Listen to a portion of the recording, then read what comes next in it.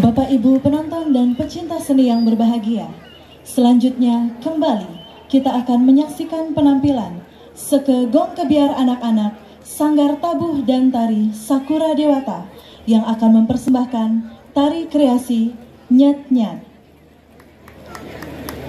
Yen ada nyat, tusing lakar nyat.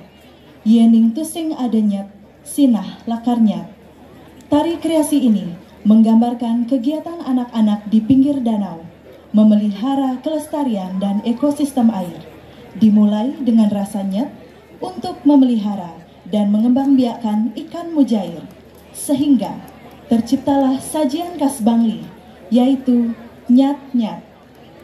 Penata tabuh, Idewa Gede Putra Yuda SSN, Iketut Adi Merdana SSN, penata tari Idewa Nyoman Sedana Arte SSN, Koordinator Loh Ketut Alit Andiani SST Par, penanggung jawab Nyoman Gede Nuade SH.